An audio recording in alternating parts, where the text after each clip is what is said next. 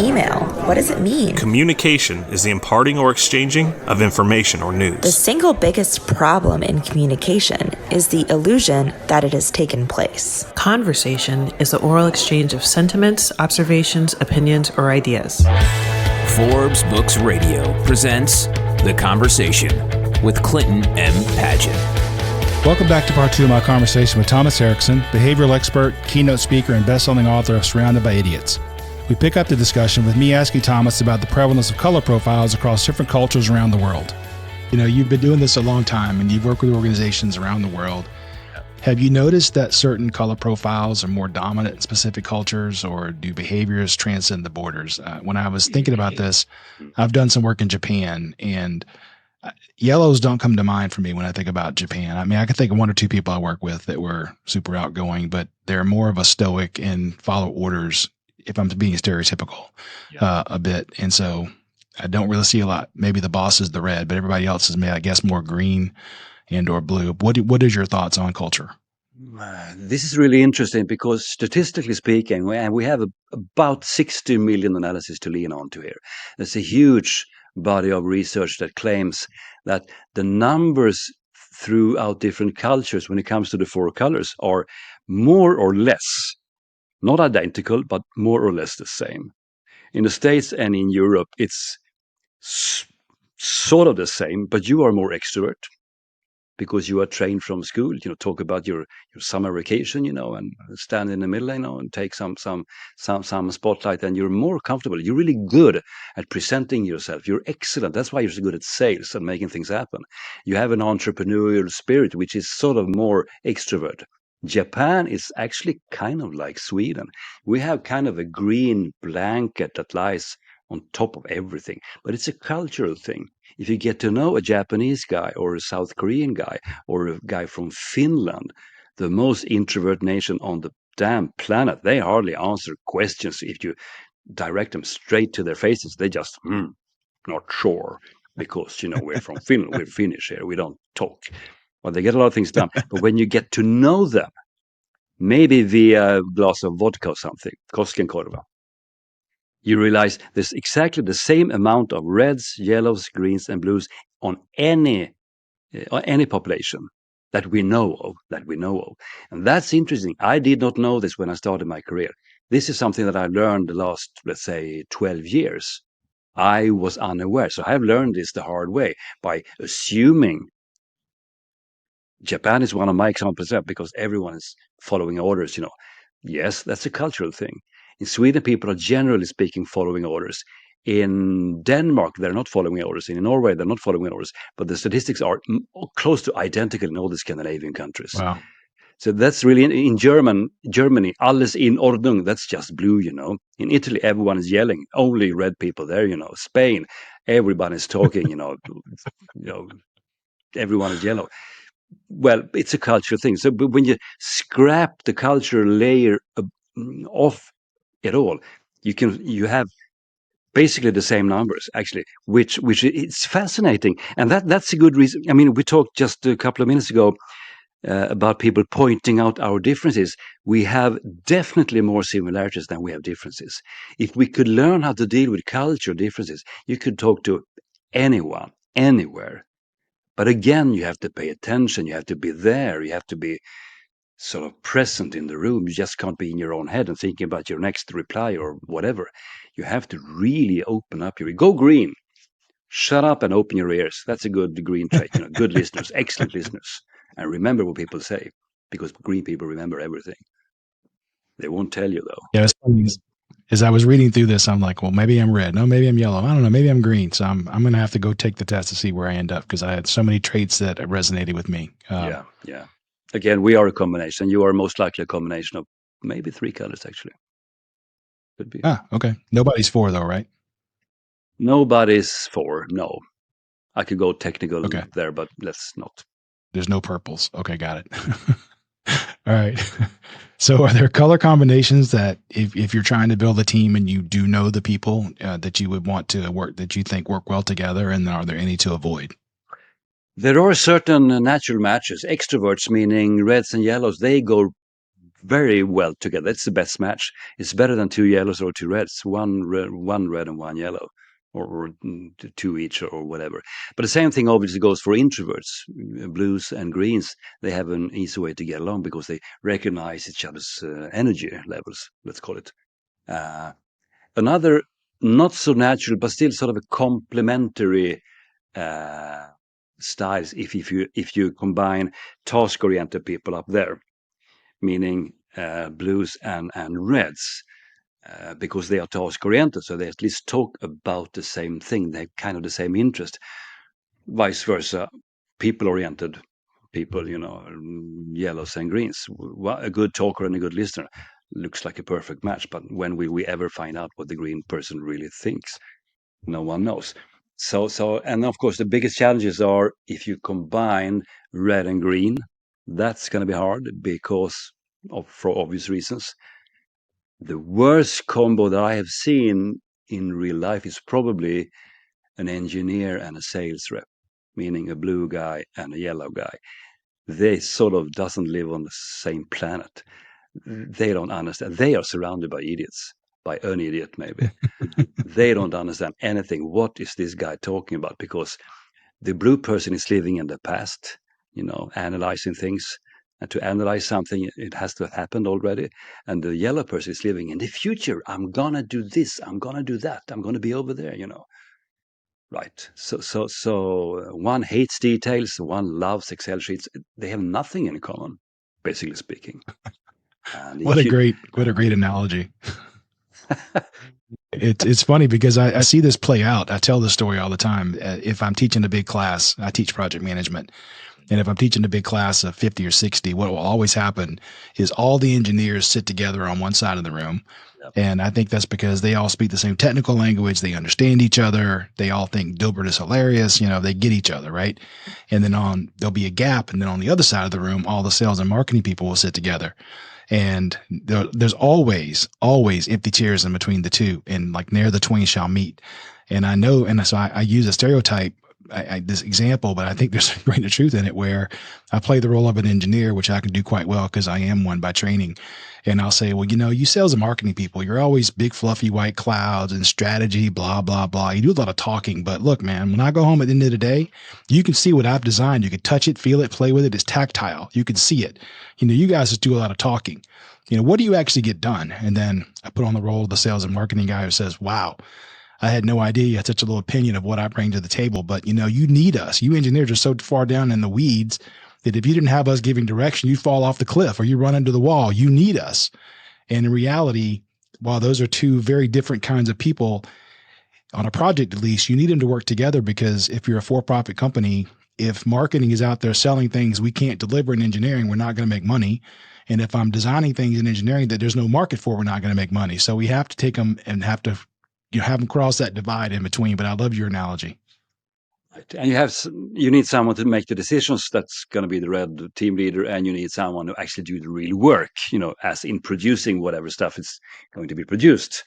Hence the green people, who are in majority, by the way. 47% of people are mostly green, not only green, but mostly green. So yes, that's the way it goes. And again, I have a lot of super funny anecdotes on this topic, and we could spend the whole day talking about those, I guess. I'm not going to do that, but it's interesting because, okay, cliche coming up. Are you ready for some super cliche? We need each other. I know it sounds quirky, but we need each other. No one's going to make it on his or her own. No. I'm a self-made man. No, you're not. If you think so, you're an idiot. That's what you are. And if you are self-made, we're all self-made. So forget about it's a stupid concept. Just scrap the whole thing.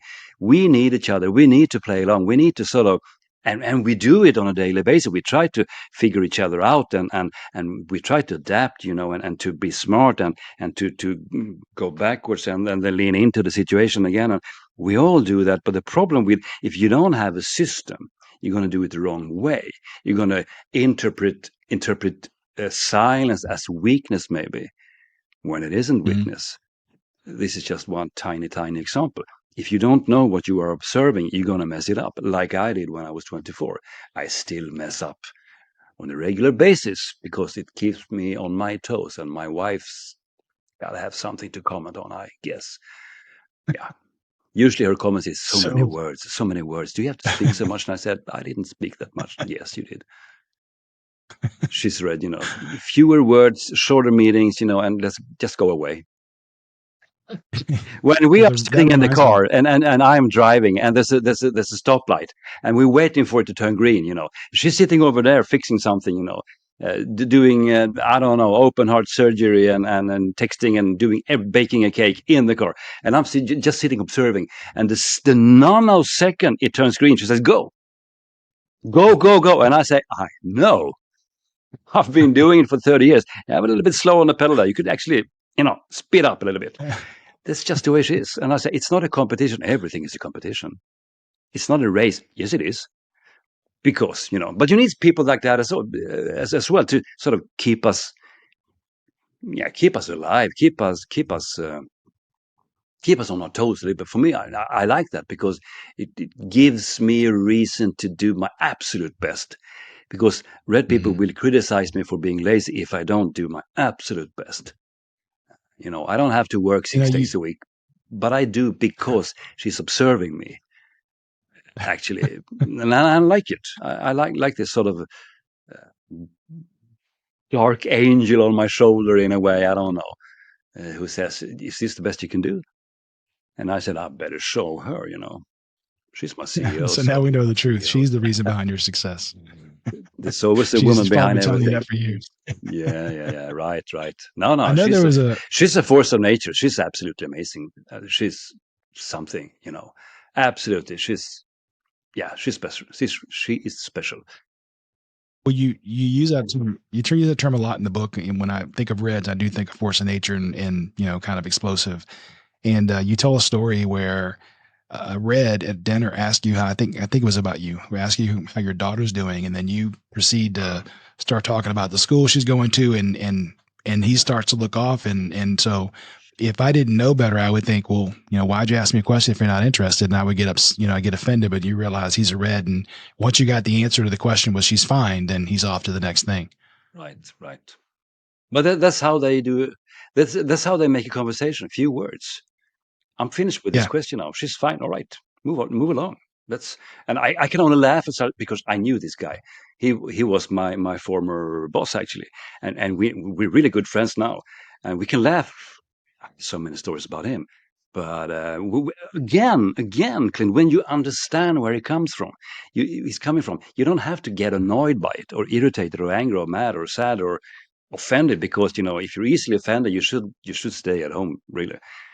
The world is a tough place, but you're heading somewhere. Sorry, I get carried away here. No, it's all good. This is great stuff. I was just going to ask you what advice do you have when you're struggling to work with somebody who is the opposite color of you, or how do you, what's a common mistake people make when they're trying to communicate with somebody that has a different color profile than their own? Well, let's say that you're colleagues. You don't have the authority to tell someone to, shape up or anything. But let's say you're sitting and you're sharing your desk and the other person is just weird. Okay. What I would suggest is what I usually do when I mentor people. I say, instead of blaming, doing the blame game, just say, could you and I, could we go for lunch? Could we grab a cup of coffee and just have a chat? Because I have a couple of questions I would like to raise with you. And I would go with something. If you don't have a clue, I don't know, I don't understand this person, I can make even a sort of a balanced assessment live here. I just don't get him. Maybe you could start with something. I would like us to get along better, and I'm sensing something is a little bit off. It could be me. Could we have a conversation about this? Usually the other person will say, I think you're right. I'm sensing the same thing, actually, because they're not stupid. People aren't stupid. So they would say, yeah, let's grab a cup of coffee and have a conversation. And you can just start it by saying, sometimes when I give you an instruction or when I ask you something, this is how I'm sensing your response. This is my experience. I'm not saying you are doing this, but this is how I experience things. Because people usually start to blame it. You do this and you do that. No, I didn't. Right. No, this is how I see it. It could be me. Maybe I'm the idiot. I'm totally fine with that. Let's have a conversation. Most people with an IQ over room temperature will get it. They will just say, "You're right, let's talk about it. We could do better." And off you go and see where it can take you. And you have to be observant again, you have to be present, you have to sort of be kind of, your attitude's got to be, well, you need to be open-minded, you need to pay attention, you need to listen. If someone says, "I think that you're really boring," instead of saying, "I'm not boring, I'm a funny guy," say, "Okay, so could you give me an example?" "Yeah, every time I talk to you, you sound like an Excel sheet, but I'm thinking like a PowerPoint, you see. How do we match in this?" Okay, if they're giving you feedback, if the whole team tells you your presentations are super boring, maybe it's you. It could be you, you know. Sometimes it's you, it's probably you. And again, you can change yourself, but you will never change the others. So maybe this is important information. You can do something about it and be open-minded, be generous. I'm going to work on this. Now, just to get something back, I have some feedback for you too. What about this? How about that? How can I help you make something better on these terms, you know? These situations, when I ask you questions and I never get any answers, what am I doing wrong here? How would you like me to phrase my questions or whatever it is? Take the blame on yourself. Be generous. That's the best way to phrase it. Be generous, even though you might think that you're right, and maybe you are, but that's not the point. No one likes to be proven wrong. They're going to hate you for it, and you're going to end up in a worse place than before. So be generous. I have misunderstood you completely. Please forgive me, but I want to learn more about you. Who are you really? Let's go for lunch. And there you go. And again, most people are willing to participate. That is what I have learned the last 30 years at least. Or make sense? What do you think?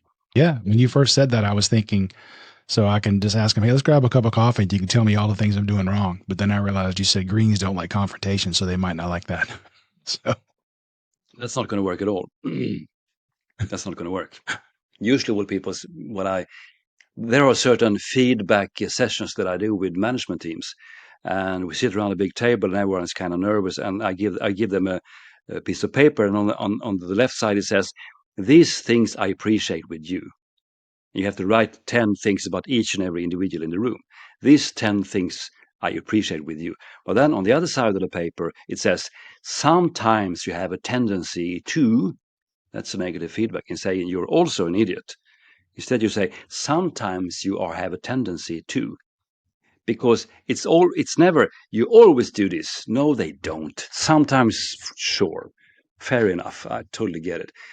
And then we go through the whole room, and everyone's giving each and every one, and you can hear a needle drop on the floor. You know, you can touch the silence and the concentration in the room. But it's a super good exercise, because people and then you can take notes. They have a blank piece of paper, so to write everything everyone is saying, write it down, and then learn something from it. Then take your protocol to your closest manager and say, "Hey, this is what they told me. I need some coaching here because, you know, this and that." But you can do that. But it's a super good exercise. I have never failed making people say something. What they have failed to do, if they fail anything, it's I can't come up with more negative things to say about that individual, which is good news, obviously. Some people are popular and some people are working really, really hard. Some people are really role models. They usually get less negative feedback. They don't have so many negative tendencies, but that's good news. So, but usually people play along really, really well here. And it sort of opens up. You open the lid and you sort of let some fresh air into something that maybe is threatened, start to create some smelly stuff in the team spirit. And you can't have those things. You need a team leader who is willing to sort of open the lid frequently, hopefully act on any hard thing, any tough situation. You know, don't wait, don't hesitate. Instead of waiting 9 weeks and getting more and more mad about something, confront the person the second you hear the stupid stuff. "Hey, I saw your email. I'm in need of an explanation because I didn't get it. Could you please tell me what that's all about?" Because a bit confrontational. Could be me. Yeah. Let's talk, and you can sort it out in 2 minutes. Oh, I'm so sorry. I didn't mean it that way. Well, it certainly looks like it. So here's a tip for you. Maybe if you phrase this a bit differently, and so on. And on you go. Yeah. Everybody can do this. Yeah. It's so easy, but you Absolutely. have to do it. Absolutely. Right. Yeah. Now, can people shift their color over time, or are we pretty much fixed in our tendencies based on birth? The short story is when your frontal lobe closes at the age of 19, 18, 19 with young ladies, and with young gentlemen is 23, 24. When your frontal lobe closes, it's a physical thing. Don't ask me why nature or why creator did it. I don't know. Then you can start to understand the consequences of your decisions. And all of a sudden you are a grown up, and now you don't change your personality very much unless you go through a certain kind of trauma, near death experiences, or losing a child, or something really, really horrible. I can't imagine what that might be like. I shiver, I get goosebumps every time I think about it, but some people do. I have a couple of friends who lost their children, and one child each, and it changed them. But that's a super special trauma, and usually you are kind of the same. Not the same thing as saying you can't learn new things. You can build techniques to adapt in a certain situation, but you are you now. Some people say, I want to change my personality. I don't think that's possible. I'm an introvert. I want to be an extrovert. And I usually say, why? Because it looks to me they have more fun. Well, maybe, but what makes you thrive in life? Oh, sit with a cup of tea and read a good book. Well, that's not very extrovert, is it? So maybe you shouldn't try to violate who you really are. You can adapt to a certain situation for a couple of hours, but then you have to go back to who you really are. Otherwise, you're going to develop stress-related physical diseases, which we know that's actually the case. Yeah. Yeah, you just got to be yourself. Do you think there's limits to the color scheme or situation where it isn't useful, or do you think it's applicable in every situation? As we started this conversation, Clint, I said it's a good way to begin, but it isn't perfect. It doesn't cover everything. Maybe it covers 85% of a person. You don't get to understand why they act the way they do, just how they are acting. You don't get to understand their drivers, as in what they are motivated by, basically, or their fundamental values and stuff. But you can add a couple of other tools on top of that, so you can sort of sort it out anyways. So no, it's not perfect. And again, you need to know why you use it, and what's your aim here, really. If the goal is to get sort of a fundamental understanding of an individual, excellent. If it's about to write an essay on Clint Paget, no, the disc profile won't cover it. Even the most simple-minded hobo sleeping under a bench in the middle of the park is more complex than anything that could be described on a piece of paper, because the human mind is complex. The human brain is most likely neuroscientists claim this, it's the most complicated organ on the planet. I don't know if that's true, but they keep telling me that's true. So we don't understand it fully. I usually ask them Right. what's missing, and they say we don't know. That's why we call it missing. So makes perfect sense, I guess. But no, you can't use it for everything, but it gives you sort of a fundamental view on things, I would say. So you've been doing this a long time. What's the most surprising success story you've heard from someone applying the color model in their life, either personally or professionally? The most surprising, I don't know what the one that touched me mostly, I can tell you that. That Okay, happened in Oslo, in sure. Norway, a couple of years ago. I was giving a lecture. There were 1,800 people in a huge cinema, huge hall. And I did the lecture. We talked about the colors, and afterward, I was sort of people were leaving the room, and I was packing my laptop and closing down all of that. And a couple is standing beneath the stage there, looking a little bit like they wanted something. I said, "Okay, come up here. You obviously want something. What is it?" No, no, we don't want to disturb. Just say hi and thank you. And I said, no, there is something, because their body language was kind of eager. They wanted to approach me, but they were a little bit and I said, okay. So I jumped down to them instead and said, okay, so what is it? And the man said, this man and woman in their, let's say, mid-30s something, and he said, well, we have been moved in with each other, and conflict merged, and then we moved out, and we missed each other, moved in, back and forth for a couple of years, and we couldn't make it work. But we kind of love each other, and she was giggling, and it was kind of cute. They looked kind of cute together, holding hands actually. And I asked them, "So what happened?" "Well, then we read your book, Surrounded by Idiots, and we realized that I am red and she's green, and we all of a sudden understood why we had so hard time to communicate. There isn't any idiots in this room. We are just very different, but we figured it out," they said, "and now we're getting married." And I'm a really sensitive guy, so I like, oh God, wow, hugging and no kissing, but oh, come in my own, Yeah. I had to sort of, and that's so many. That was a story that really touched me. I have so many of these stories, and my literary agent actually married after 30 years living in sin. She called it. That's a joke. Because of me, and it makes me feel it humbles you in a way also. It humbles you quite a lot when you realize that you have an effect on people. And that story in Norway, that was unexpected, but beautiful. And it sort of lives in you, these kind of moments. And I have, I don't know, thousands of them. I get emails from every continent on a daily basis. People saying, "Wow, now I get it. Now I get it. That's why my boss, manager, wife, husband is like she is. Now I get it. Thank you." And it's beautiful. I love it. That's maybe the main reason why I work 6 days per week and travel 120 days per year, because of this. Mm-hmm.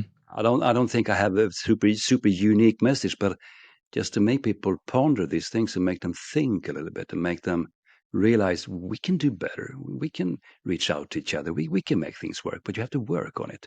Any type of relationship.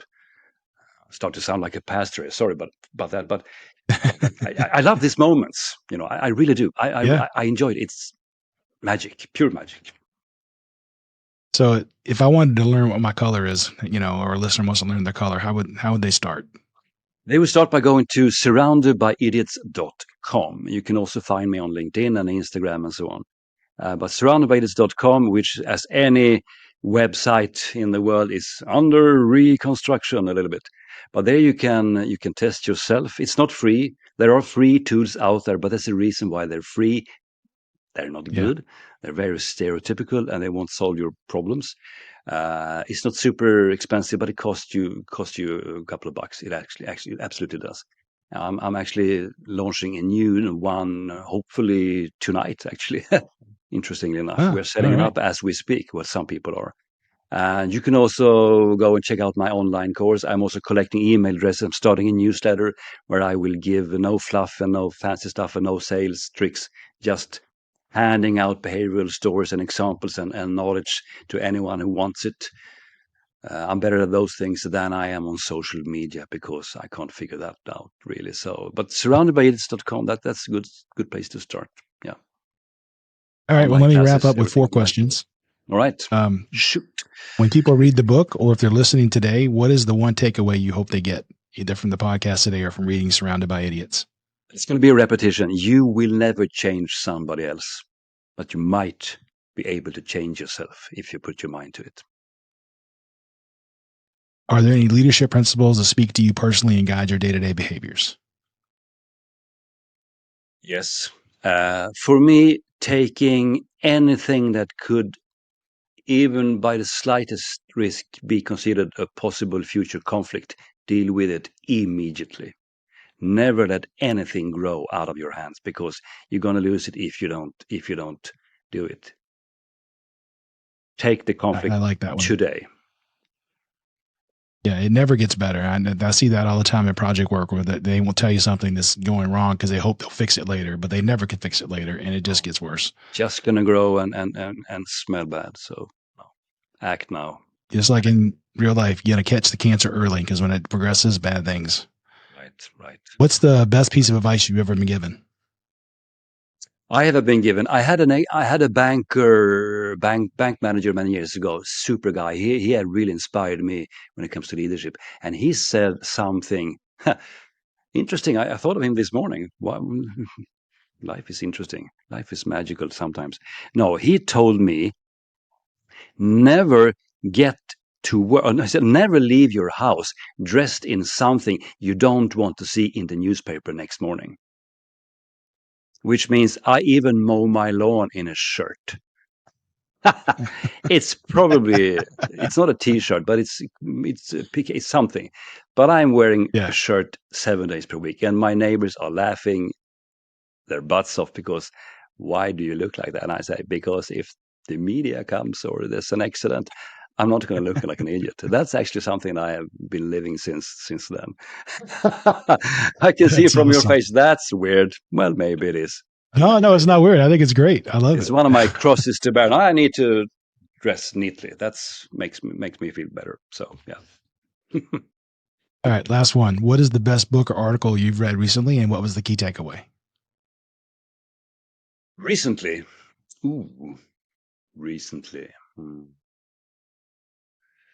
I read a lot. I haven't read anything this year, 2025. Okay, well, just something that comes to mind. The first book that comes to mind is something that I reread last year, but I read it first time 25 years ago. That was a book from a lady called Dr. Susan Jeffers. It's called, she was an American psychologist, I think, and the book is Feel the Fear and Do It Anyway. Feel the fear and do it anyway.